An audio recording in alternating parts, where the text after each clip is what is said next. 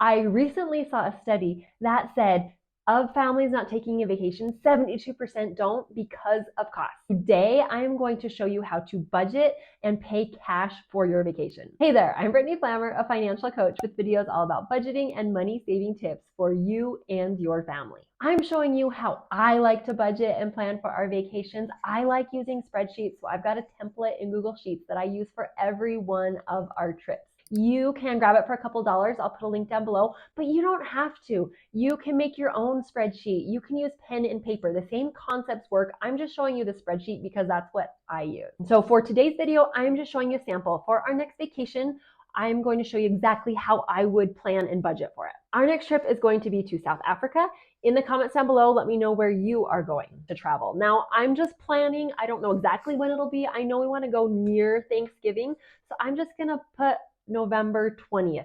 And this is important because it's going to calculate how many months until we go, and then how much I'm going to have to save every month. If I already have money saved and set aside, I'll put it there. Otherwise, just leave it blank. One of the major costs of trips is airfare.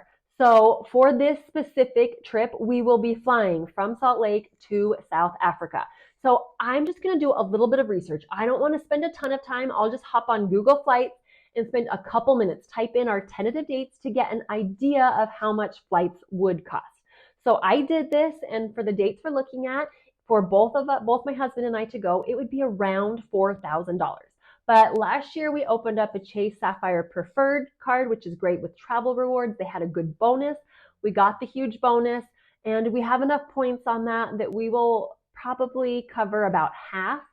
So I'm just putting in that it'll cost $2,000. We're going to be in Johannesburg, but then we're also going to go to Cape Town tentatively. So I did a quick search for flights from Johannesburg to Cape Town to get an idea of the cost. I also included car rental. While we're in Johannesburg, we will be visiting my parents. They're serving a mission there. We'll be visiting them. They have a car. We don't need to rent anything.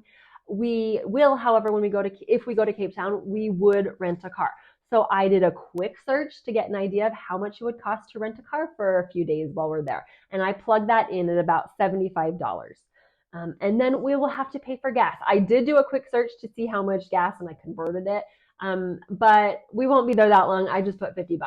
If I'm driving, I will go to gasbuddy.com, and you can plan your trip. You can type in your vehicle and where you're going, where you're starting, and they will tell you how much you're going to pay for gas. They'll tell you where you should stop to get gas for the cheapest. But that will give you a good idea on how much you'll spend for gas.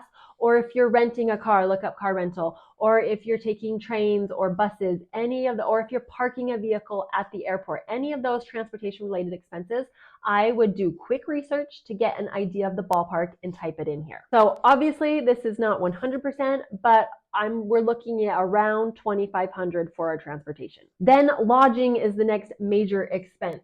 We are visiting my parents. They have an apartment. I'm not sure if they have a second bedroom or just couches, but they have a place for us to crash.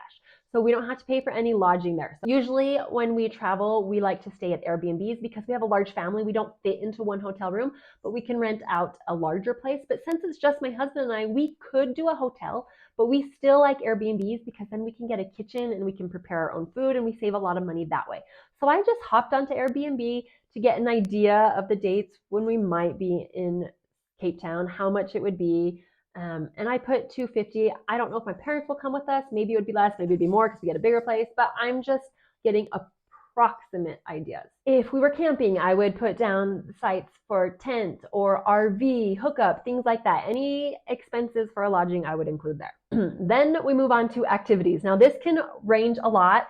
But I like to plan activities. Usually it's based on what friends or family have done or recommend, or simply Googling what there is to do in a city. So I know we probably want to do a safari. So I looked up like 1-day safaris. I know a lot of people like to do big, huge ones in South Africa. That's like not what really appeals to me. So I just did a 1-day one, found the price. We're looking at like $500. I also looked up, you can do hot air balloons in Johannesburg. So the price for that for both of us would be $300. We wanted to do some hiking. I looked up some of the famous hikes, doing a tour on Table Mountain with the air tram thingy-majigger that takes you. I looked up the cost for that, $50. If we go to Cape Town, I'd like to go see Mandela's prison. So I looked up the cost for a tour there.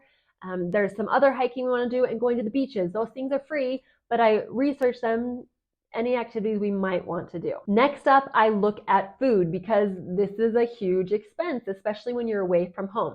While we're in Johannesburg, like I mentioned, we'll be staying with my parents. I'm sure we will still buy some food, buy some groceries. I did not do research. I just put in, we'll be there for a week-ish. So I'm sure we'll buy something. I put in some money there.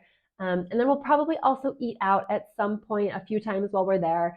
So my husband, food's a lot cheaper there. Also, my husband and I are not big, huge eater-outers.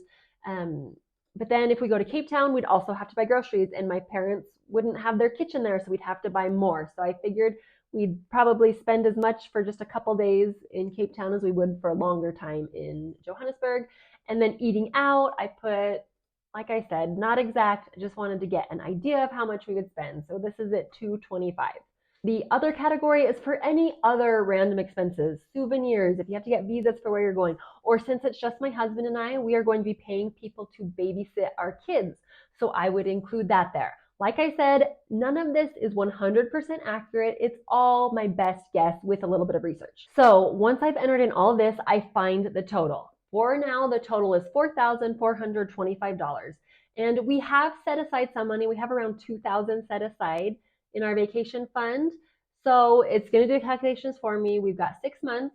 And so we would need to save $404 between every month until we go. So I just included all the things we want to do. Let's say we can't set aside that much each month.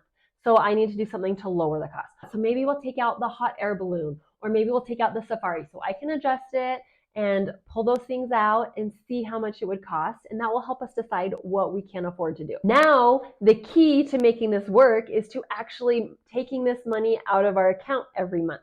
When I do my monthly budget, I will take the $345 or whatever that final monthly amount is, and I'll take it out of our budget. I'll take it from our checking account, move it into an online savings account, and do that every single month, so that when it's time to pay for all of these things and when it's time to actually go on the vacation, we'll already have the money there. You can see my favorite online savings accounts right up here. Otherwise, make sure you're subscribed, hit the bell so you get notified of my new videos. Thanks so much for watching. See you in the next video.